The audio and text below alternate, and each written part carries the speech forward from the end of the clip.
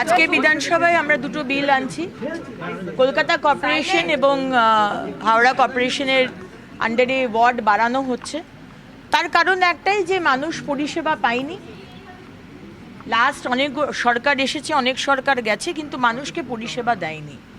এবং সেটাও দুদিন আগে আপনি দেখলেন, বৃষ্টি পড়েছিল, অনেকটাই বৃষ্টি পড়েছিল, কিন্তু জল জমে সাংঘাতিক রকম অবস্থা হয়েছে।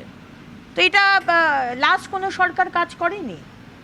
আজকে বাড়ি বাড়িতে যে জল পৌঁছে দেওয়ার কথা, বাড়ি বানিয়ে দেওয়ার কথা, রাস্তা ইনফ্রাস্ট্রাকচার ডেভেলপ করার কথা, ড্রেনেজ সিস্টেম ডেভেলপ করার কথা, রাস্তার পাশে লাইট ডেভেলপ করার কথা, কোনো কাজ হয়নি। সুতরাং আমরা ওয়ার্ডগুলোকে বাড়াচ্ছি যাতে পরিষেবাটা মানুষ অবধি পৌঁছয়। দিদি, গতকাল যে দুর্নীতি হয়েছে সেখানে দেখা গেল যে এই সরকারের আমলে 3 জন সাধুকে মাথায় বসানো হলো। সেক্ষেত্রে দাঁড়িয়ে যারা এখনো পর্যন্ত চাকরি পায়নি বা চাকরি ঝুলে রয়েছে, সমস্ত সলিউশন কি আসতে পারে বলে মনে হয়? দেখুন, আমরা যখন সরকারে ছিলাম না তখনও আমরা প্রতিবাদ করে এসেছিলাম যে 26,000 চাকরি চুরি হলো, কি করে তাদেরকে চাকরি দিতে হবে বা পুরো ট্রান্সপারেন্সি আনতে হবে, এবং সেই চেষ্টাই আমাদের নতুন সরকার আসার পর মাননীয় মুখ্যমন্ত্রী করছেন। যাদের আমরা তো স্বচ্ছতার মেনটেন করব, প্রসেসটা তো যেভাবে করা দরকার, স্বচ্ছতা মেনটেন করা দরকার, সেভাবে হবে।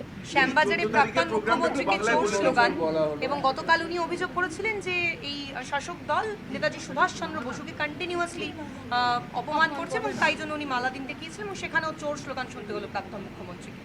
কেউ যদি নেতাজি সুভাষচন্দ্র বসুকে কোনো কথা বলেন, আমাদের দলের কেউ, সেটা দলের বিষয় নয়, মানে সেটা দলের কথা নয়, সেটা তার ব্যক্তিগত কথা। আমাদের স্পোক্সপারসন যতক্ষণ না কোনো কিছু বলছে, আমাদের মাননীয় রাজ্য সভাপতি যতক্ষণ না কিছু বলছেন, আমাদের মাননীয় মুখ্যমন্ত্রী যতক্ষণ না কিছু বলছেন, ততক্ষণ প্লিজ দুটোকে এক করবেন না। আর দ্বিতীয়ত হচ্ছে চোর চোর স্লোগান দেওয়া মাননীয় এক্স মুখ্যমন্ত্রী মমতা বন্দ্যোপাধ্যায়, আপনি চুরি করেছেন, আপনি খুন করেছেন, আপনার শাড়িতে রক্তের দাগ আছে, আমরা সবাই সব কিছু অনেক কিছুই বলি, তার তদন্ত হবে, এবং আপনি করেওছেন। আজকে অভয়ার বিচার পায়নি, অভয়ার 26,000 চাকরি গেছে, আমরা 100 বছর পিছিয়ে গেছি, কিন্তু সেটার মানে এটা নয় যে এক্স মুখ্যমন্ত্রী যেখানে যাবেন সেখানে আপনি কাদা ছুঁড়বেন, গোবর ছুঁড়বেন, চটি ছুঁড়বেন, চোর চোর বলবেন। প্লিজ এটা করবেন না। আমাদের রাজ্য এইগুলোকে সমর্থন করে না, এটা আমাদের কালচার নয়, এটা বাঙালির কালচার নয়। কেন করছেন এগুলো? আর এটা করছে তৃণমূল। আগের দিন যেটা করা হয়েছে সেখানে পুলিশ বলে দিল, কারা কারা ছবি দিয়ে দেখিয়ে দিল আপনাদের মাধ্যমেই, আপনাদের টিভির পর্দায়, আপনাদের পোর্টালে দেখতে পেলাম যে তারা সব তৃণমূলের লোক।